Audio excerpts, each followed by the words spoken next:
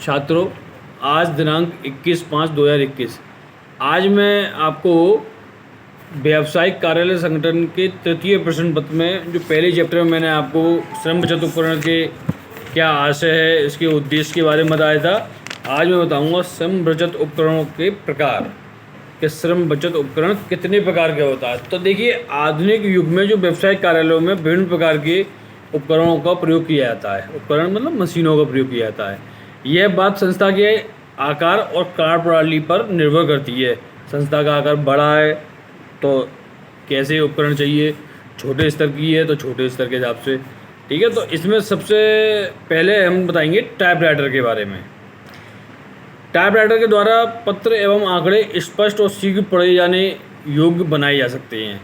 जैसे हम किसी को लेटर लिख के भेजते हैं, चाहे अंग्रेजी भाषा में लिखें या हिंदी भाषा में लिख के भेजें टाइपराइटर से, तो वो शब्द साफ और शुद्ध स्पष्ट समझ में आते हैं, तो जो पढ़ने में हमें कोई दिक्कत नहीं होती। और इसमें एक बार में 5 से 6 प्रतियाँ भी निकाली जा सकती हैं।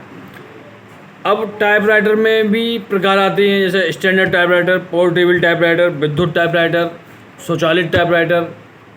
तो ये डिटेल है, आपको मैं जब फ़ोटो भेजूंगा उससे आप कर लेना। नंबर 2 जैसे आता है बहुप्रतिलिपिकरण मशीनें। ये एक स्टैंडर्ड टाइपराइटर पर अधिकतम 5-6 प्रतियाँ तैयार की जा सकती हैं। यदि 100-150 प्रतियाँ तैयार एक साथ करनी हो तो बहुप्रतिलिपिकरण मशीन की सहायता से यह संभव होता है। जैसे ग्राहकों को अपने नए उत्पाद की सूचना भेजना, मूल्यों में परिवर्तन की सूचना भेजना, अन्य सामान पत्र आदि की सूचना। आजकल बहुप्रतिलिपिकरण की निम्नलिखित मशीनें उपलब्ध हैं, जैसे split hectographic duplicator, stencil duplicator, offset litho duplicator, typeset duplicator, multigraph. तो ये इसके अंदर के सेट हैं, प्रकार हैं। ये आप जब हम थ्योरी भेजेंगे तब देखेंगे। तीसरा इसमें हमें जरूरत पड़ती है जोड़ लगाने वाली मशीन। साधारण जोड़ लगाने वाली मशीन के संख्याओं को जोड़ा घटाया जा सकता है, परंतु केवल देखा जा सकता है। वांछित जोड़ घटाने के बाद ही राशि को कागज पर नहीं लिखा जा सकता। कुंजियों के जोड़ वाली सूचीकरण मशीन द्वारा संख्या तथा उनके जोड़ कागज पर अंकित किए जा सकते हैं। यह मशीन 10 कुंजियों के बोर्ड वाली अथवा पूरे बोर्ड वाली यानी बड़ी संख्या वाली भी होती है। इसके बाद आती है रोकर रजिस्टर मशीन। रोकर प्राप्त करने वाला कर्मचारी मशीन में प्राप्त राशि की संख्या दबा देता है, इससे कैश मेमो बन जाती है तथा मशीन से प्राप्त राशि का संकलन हो जाता है। इस प्रकार सारे दिन के अंत में कुल प्राप्त धनराशि का पता चल जाता है। और सामान्यतः यह मशीन सुपर बाजार या उपभोक्ता भंडार जैसे स्टोरों में मिलती है। बीजक बनाने वाली मशीन। इस मशीन से बीजक का कागज चढ़ाकर विक्रय का समस्त विवरण टाइप कर लिया जाता है, जैसे ग्राहक का नाम है, माल का विवरण है, किस्म, मात्रा, दर आदि। बटन दबाने के बाद विक्रय मूल्य की राशि मशीन द्वारा गणना करके स्वतः छप जाती है। इस प्रकार यह प्रक्रिया समस्त बीजकों पर चलती रहती है, ठीक है। इसके बाद आती है इलेक्ट्रॉनिक कंप्यूटर। आजकल प्रत्येक व्यावसायिक संस्थान में कंप्यूटर का प्रयोग होता है, ठीक है। कंप्यूटर विभिन्न प्रकार के कार्यालय संबंधी कार्य न्यूनतम समय में बिल्कुल सही रूप से करने की क्षमता रखता है। इसमें विभिन्न प्रकार की सूचनाएं सुरक्षित भी रखी जा सकती हैं। यह गणितीय आंकड़े, विवरण आदि बनाने में भी सहायक होता है। Fax machine. इस मशीन का प्रयोग करके विषय सामग्री कुछ ही समय में एक स्थान से दूसरे स्थान पर भेजी जा सकती है, ठीक है। सामग्री चाहे हाथ से लिखी हो अथवा टाइप की गई हो। ग्राफ, चार्ट, फोटोग्राफ आदि भी फैक्स मशीन द्वारा भेजे जा सकते हैं।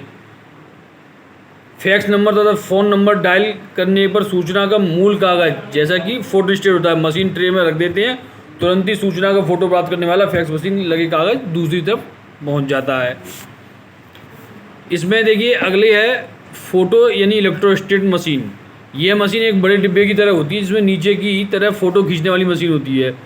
मूल पत्र रखकर बटन दबाते हैं। मशीन की साइड एक ट्रे में कोरे कागज रखे होते हैं। बटन दबाने में मशीन स्वतः कोरे कागज को खींच लेती है और उस पर मूल पत्र की फ़ोटो छप जाती है।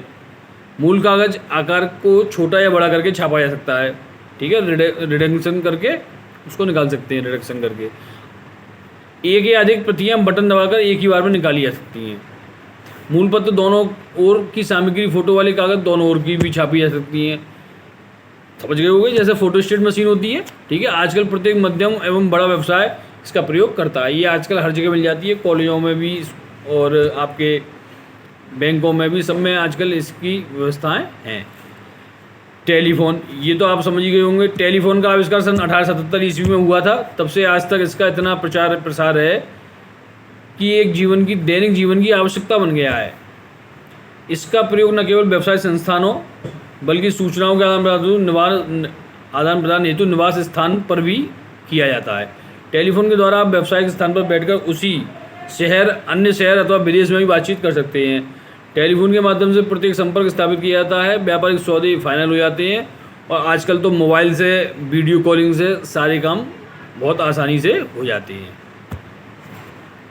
ठीक है। इसके बाद देखिए, इसमें मशीन में पता लिखने की मशीन, मोहर लगाने वाली मशीन, ज़्यादातर संस्थानों में आपने देखा होगा मोहर लगाने वाली मशीनें। कुछ पत्र गोपनीय भी होते हैं। इनके अलावा डाक द्वारा अन्य सामग्री भेजी जाती है, लिफाफे हैं, पार्सल है। सुरक्षा की दृष्टि से कंपनी लाख लगाकर, यानी उसको सील बंद करके सील लगा देती है। ऐसे पत्र को खोलकर दोबारा सील नहीं किया जा सकता, अतः इसमें सुरक्षा और सीमित रहती है। सीलिंग मशीन उच्च अधिकारी के पास रहती है, ठीक। देखिए, श्रम बचत वाले हमारे जो यंत्र हैं वो काफ़ी हैं, कम से कम छेद करने वाली इसमें मशीन। इस मशीन की सहायता से कागज़ में 1 या 2 आवश्यकता अनुसार छेद किए जा सकते हैं, ताकि कागज़ों को फाइलों में लगाकर सुरक्षित रखा जा सके। पंचिंग मशीन छोटी भी होती है तथा बड़ी भी। संस्था अपनी आवश्यकता के अनुसार इन्हें खरीद सकती है। तो छात्रों, मैंने ये बताया आपको, इसमें भी कुछ पॉइंट और रह गए हैं, वो आपको मैं कल बताऊँगा। आज मैं इनकी कुछ फ़ोटो भेजता हूँ, जिनको आपको अपने कॉपी पर करके कल मुझको दिखाना है, ठीक है। और कल मॉर्निंग में 10 बजे आपकी ये क्लास चलेगी, तो आप उसको ध्यानपूर्वक देखें।